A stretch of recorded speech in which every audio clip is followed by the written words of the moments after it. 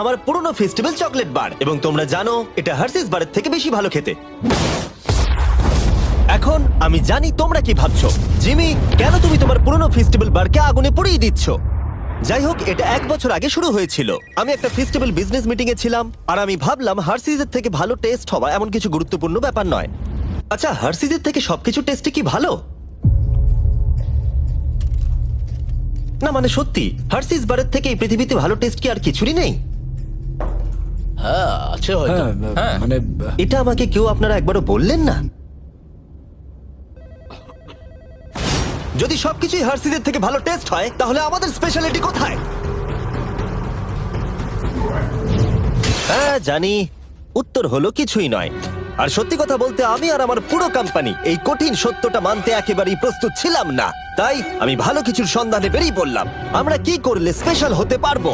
আমার কি চাকরি গেল? স্পেশাল যা সবার চেয়ে ভালো, পৃথিবীর মধ্যে সেরা। আর সেই দিন থেকে আমরা অক্লান্ত পরিশ্রম করছি, এমনকি আমাদের ঠিকমতো রাত্রে ঘুমও হতো না।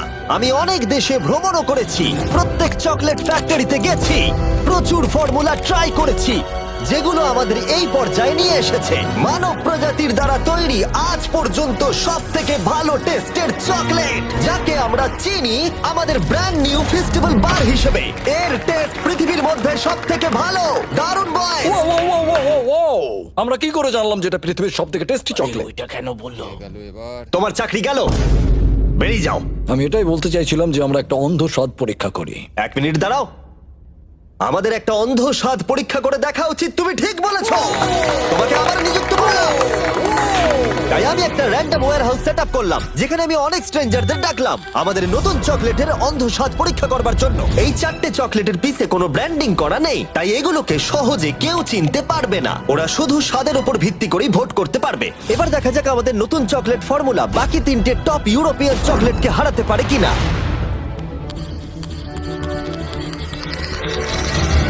প্রথমটা সব থেকে ভালো। জানতাম ও ফেস্টিভ্যালই বাঁচবে। আমি প্রথমটা চুজ করব। একদম। প্রথম কামড়টা দিতেই খুব ভালো লাগলো, আর অন্যগুলোর থেকে খুব ভালো খেতে। ও যা বললো তাতে আমি একটু অবাক নই। আরেকজন, আমার এটা বেশ ভালো লেগেছে, এটা ভালো খেতে। এটা আমি প্রতিদিন খেতে চাই। একজন ইন্টেলিজেন্ট মানুষ এই উত্তরটাই দেবে। এটা খুব অদ্ভুত খেতে, আপনারা খেলেই বুঝতে পারবেন। এটা খেয়ে মনে হচ্ছে যে এটা হার্শিস নয়, হার্শিস এত ভালো না। হার্শিসের থেকে অনেক ভালো খেতে। হার্শিস তো ব্যাকরাফট হয়ে যাবে। এটা সব থেকে ভালো। আরেকজন, আবার আবার আবার আবার আবার। সত্যি বলতে আমরা জিতেই যাচ্ছি, বোর লাগছে।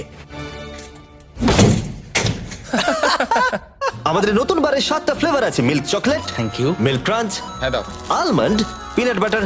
তোমরা এটাকে ডিজনাটস বলে চেনো, কিন্তু পিনাট বাটার ক্রাঞ্চ, দাও। ডার্ক চকলেট এটা আমার। আর dark chocolate sea salt. Thank you.